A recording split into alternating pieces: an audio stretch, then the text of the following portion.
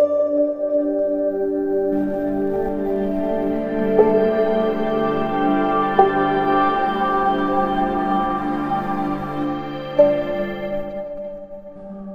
दोस्तों, स्वागत है आप लोग का हमारे YouTube चैनल ज्ञान स्टोर पर। आज फिर से आप लोगों के लिए एक नया चैप्टर लेकर आया हूं। आज का चैप्टर है मांस खाने में भेदभाव, छुआछूत और झगड़ा। तो चलिए स्टार्ट करते हैं। अल्लाह के आखिरी रसूल मोहम्मद सल्लल्लाहु अलैहि वसल्लम के आने से पहले लोग आपस में भेदभाव और लड़ाई झगड़ा करते थे। ज़्यादातर हिंदू धर्म के लोग आपस में भेदभाव और एक दूसरे को कत्ल भी करते थे। एक इंसान दूसरे इंसान को तुच्छ समझते, छुआछूत करते। क्योंकि कुछ सनातन यानी हिंदू धर्म के लोग मांस बिल्कुल भी नहीं खाते थे, लेकिन ज़्यादातर सनातन यानी हिंदू धर्म के लोग मांस का भी सेवन करते थे। जो हिंदू शाकाहारी थे वो मांसाहारी हिंदू को तुच्छ समझते, छुआछूत करते और उनसे घृणा करते थे, उन्हें नीच समझते थे। जो भेदभाव परंपरा आज भी हिंदू धर्म में आमतौर पर देखी जाती है। नफरत इतनी बढ़ गई थी कि एक दूसरे को कत्ल भी करते थे। लेकिन प्यारे नबी मोहम्मद सल्लल्लाहु अलैहि वसल्लम के ज़रिए अल्लाह ने लोगों को पैगाम भेजा जो कुछ इस प्रकार है। हर वह जानवर जो कीले से शिकार करता हो, यानी जिनके दांत नुकीले टाइप का बड़े बड़े होते हैं, कील टाइप का, उनसे शिकार करता हो उसका खाना पाप है।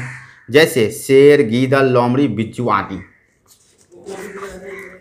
इसी तरह हर वह परिंदा जो पंजे से शिकार करता हो उसका खाना भी पाप है। और वह सारे जानवर भी खाना पाप हैं जिनके गोश्त से इंसानी जिस्म को नुकसान पहुँचे, या वह जानवर ऐसा हो कि खुद उनकी खाने की चीज़ें नापाकी और खूब गंदगी हो। और सभी जहरीले जानवर जैसे सांप, बिच्छू आदि गंदे और मुर्दार खाने वाले जानवर, चरिंदे और परिंदे सब खाना पाप हैं। और सनातन यानी हिंदू धर्म के किताबों में बहुत श्लोक ऐसे हैं जिसमें मांस खाने को कहा गया है, और बहुत श्लोक में मना है, जिससे लोग भेदभाव में बढ़ गए। लेकिन आखिरी रसूल मोहम्मद सल्लल्लाहु अलैहि वसल्लम के ज़रिए अल्लाह ने बता दिया कि कौन से जानवर का मांस खाना पाप है और कौन से जानवर का मांस खाना पाप नहीं है। यह अल्लाह ताला का लोगों पर बहुत बड़ा एहसान है। तो चलिए हिंदू धर्म के किताबों में देखते हैं कि मांस खाने के बारे में क्या लिखा हुआ है। सबसे पहले मनुस्मृति अध्याय 5 श्लोक 30 में है, ईश्वर ने कुछ जानवर बनाए खाने के लिए और कुछ जानवर को खा जाने के लिए। अगर आप उन जानवरों को खाते हैं जिन जानवरों को ईश्वर ने बनाया है खा जाने के लिए, तो आप कोई पाप नहीं कर रहे हैं।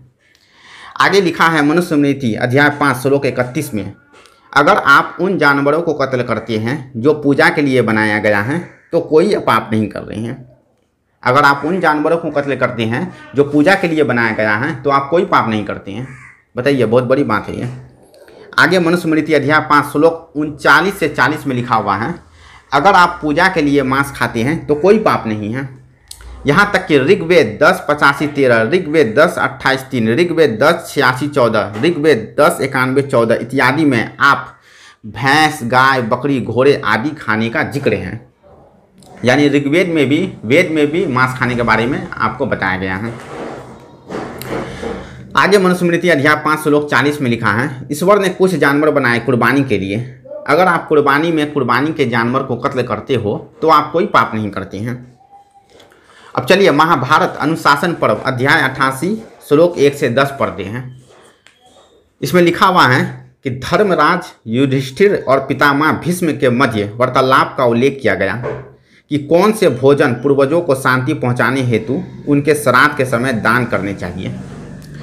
युधिष्ठिर ने कहा, हे महाबली, मुझे बताइए कि कौन सी वस्तु जिसको यदि मृत पूर्वजों को भेंट की जाए तो उनको शांति मिलेगी, कौन सा हव सदैव रहेगा, और वह क्या है जिनको यदि पेश किया जाए तो अनंत हो जाए।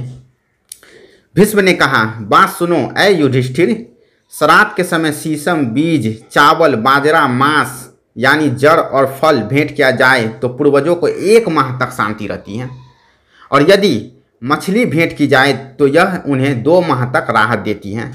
भेड़ का मांस 3 माह तक उन्हें शांति देता है, खरगोश का मांस 4 माह तक, बकरी का मांस 5 माह तक और सूअर का मांस 6 माह तक उन्हें शांति देती है, और पक्षियों का मांस 7 माह तक। पृष्ठा नाम के हिरण के मांस से वे 8 माह तक और रूडू हिरण की मांस से वो 9 माह तक शांति में रहते हैं। गवाया के मांस से 10 माह तक, भैंस के मांस से 11 माह और गौ मांस से पूरे 1 वर्ष तक और पायस यानी घी मिलाकर दान किया जाए तो यह पूर्वजों के लिए गौ मांस की तरह होता है। वधरीनासा एक बड़ा बैल होता है के मांस से 12 वर्ष तक और गैंडे का मांस यदि चंद्रमा के अनुसार उनको मृत्यु वर्ष पर भेंट किया जाए तो यह उन्हें सदैव सुख शांति में रखता है। कलास्का नाम की जड़ी बूटी, कंचना पुष्प की पत्तियां और लाल बकरी का मांस भेंट किया जाए तो वह भी अनंत सुखदायी होता है। ये कौन? ये भीष्म पितामह बता रहे हैं युधिष्ठिर को कि कौन सा हव सदैव रहेगा और वह क्या है जिसको यदि पेश किया जाए तो अनंत हो जाए। इसके अलावा अब साइंस क्या कहता है देखते हैं। साइंस कहता है यानी विज्ञान कहता है गाय, भेड़, बकरी आदि शाकाहारी जानवर घास फूस ही पाचन कर सकते हैं। यानी जो जानवर गाय, भैंस, बकरी आदि जानवर सब ये घास फूस ही डाइजेस्ट कर सकते हैं, हजम कर सकते हैं। और रब ने इनके दांत चपटे बनाए, यानी इनके दांत जो है रब ने चपटे बनाए और यह घास फूस ही पाचन कर सकते हैं। लेकिन शेर, बाघ, चीता आदि मांसाहारी जानवर गोश्त ही पाचन कर सकते हैं। यह जानवर घास फूस हजम नहीं कर सकता है, यानी घास फूस जो है यह जानवर डाइजेस्ट नहीं कर सकते हैं। कौन? तो शेर, बाघ, चीता आदि मांसाहारी जानवर जो हैं। और रब ने इनके दांत भी नुकीले बनाए, यानी इनके दांत जो है उन जानवर के मुकाबले में जो जानवर घास फूस खाते हैं उनके मुकाबले में इनका दांत नुकीला बनाएं और वह जानवर जो घास फूस खाते हैं उनके दांत चपटे बनाएं। यह अंतर है दोनों में।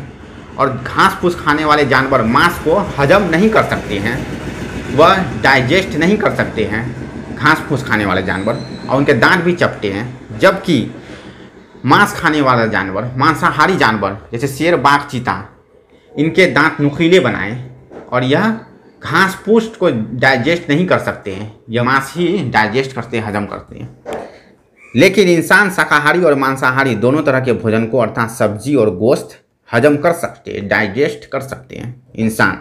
क्योंकि इंसान अगर अपनी दांतों की तरफ ध्यान दे तो खुदा ने इंसानों के दांत शाकाहारी और मांसाहारी के लिए नुकीले और चपटे दोनों बनाए हैं, जिसे जानकर अक्ल वाले भी हैरत में पड़ जाते हैं। सही बात है। कुछ लोग ये भी कहते हैं जानवर खाने वाले जानवर जैसा बर्ताव करते हैं। सही बात है। कुछ लोग आपको सुनने को मिलेगा कि यह कहते हैं कि जानवर खाने वाले जानवरों की तरह बर्ताव करते हैं। लेकिन जब आप विज्ञान और धर्म की किताबों की तरफ ध्यान देंगे तो आपको मालूम हो जाएगा कि अल्लाह ताला ने लोगों को उन्हीं जानवर खाने का आदेश दिया है जो शांति, अमन, चैन, अच्छे मिजाज, अच्छे बर्ताव के जानवर हैं। जो अच्छे स्वभाव के जानवर उन्हीं को खाने का आदेश दिया है। जैसे अच्छे स्वभाव के जानवर गाय, भेड़, बकरी आदि खाना कोई पाप नहीं है। लेकिन सख्त मिजाज अर्थात खूंखार जानवर जैसे शेर, चीता, भेड़िया, बिच्छू आदि खाना बहुत बड़ा पाप है। आगे मनुस्मृति अध्याय 5 श्लोक 41 में लिखा है जो जानवर खाने के लिए बनाया गया है उसका खाना पाप नहीं है। इसी तरह कुरान सूरह 2 आयत 168 में है ऐ लोगों, ज़मीन में जो हलाल और पाक चीज़ें हैं उन्हें खाओ और शैतान के बताए हुए रास्तों पर ना चलो। अब आइए चलते हैं बहुत ही गंदे जानवर सूअर का मांस खाना निषिद्ध और हराम क्यों है और कौन कौन से किताबों में लिखा है। सूअर का मांस खाना सभी धर्मों की किताबों में लिखा है पाप है, बहुत बड़ा घोर पाप है, हराम है। तो आइए इनके बारे में जानते हैं। इंसानों के लिए यानी भोजन के लिए निषिद्ध है, हराम है मृत मांस, रक्त यानी खून, सूअर का मांस और जिस पर अल्लाह के अलावा किसी और का नाम लिया गया हो।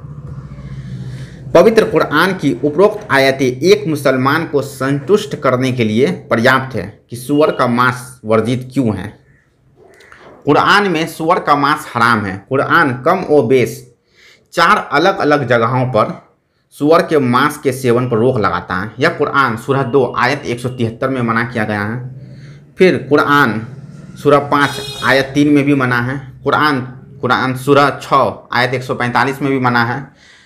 और फिर कुरान सूरह 16 आयत 115 में भी हराम और निषिद्ध है।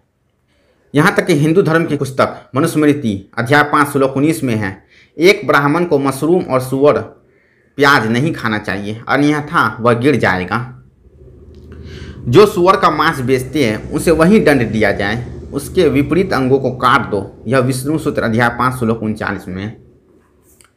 अब चलते हैं बाइबल की तरफ। Bible book of Leviticus chapter number 11 verse number 7 और 8 में है। और सुअर हालांकि यह खूर को विभाजित करता है और उसके पैर फटे हुए होते हैं, तो भी वह पाक को नहीं चबाता। वह तुम्हारे लिए अशुद्ध है। तुम उनके मांस में से कुछ न खाना और ना ही उनकी लोथ को छूना, वे तुम्हारे लिए अशुद्ध हैं। इसके अलावा Bible book of Deuteronomy chapter number 14 verse number 8 में है। और सुअर क्योंकि यह खूर को विभाजित करता है तो भी पाक को नहीं चबाता, यह तुम्हारे लिए अशुद्ध है। तुम उनका मांस ना खाना और ना ही उनकी मृत लोथ को छूना। इसी तरह निषेध बाइबल में यशायाह अध्याय 65 श्लोक 2 से 5 की पुस्तक में दोहराया गया है। यानी बुक ऑफ यशायाह चैप्टर नंबर 65 वर्स नंबर 2 से 5 में भी मना किया गया है। अब साइंस क्या कहता है सुअर खाने के बारे में, आइए देखते हैं।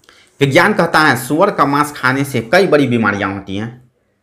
जैसे सुअर का मांस खाने से कम 70 विभिन्न प्रकार के रोग हो सकते हैं। एक व्यक्ति में विभिन्न कृमि हो सकते हैं, जैसे round worm, pin worm, hook worm आदि। सबसे खतरनाक में से एक टैनिया सोलियम है, जो आम आदमी की शब्दावली में टैप वर्म कहलाता है। यह आंत में बंद रहता है और बहुत लंबा होता है। इसके अंडाणु यानी अंडे रक्त प्रवाह में प्रवेश करते हैं और शरीर के लगभग सभी अंगों तक पहुंच सकते हैं। यदि यह मस्तिष्क में प्रवेश करता है तो यह स्मृति हानि का कारण बन सकता है। बताइए, बहुत बड़ी बात यह है, अगर यह मस्तिष्क में प्रवेश करता है तो यह स्मृति हानि यानी याददाश्त जाने का खतरा हो सकता है, स्मृति हानि का कारण बन सकता है।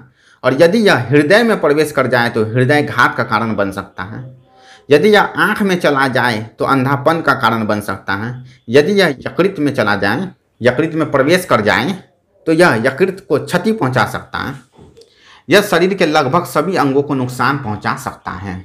सुअर के बारे में एक आम गलत धारणा यह है कि अगर इसे अच्छी तरह से पकाया जाता है तो यह अंडे मर जाते हैं। कई शोध परियोजना में यह पाया गया है कि उपरोक्त बीमारी से पीड़ित 24 लोगों में से 22 ने सुअर का मांस बहुत अच्छी तरह से पकाया था। 24 लोगों में से 22 लोगों ने सुअर का मांस बहुत अच्छी तरह से पकाया था।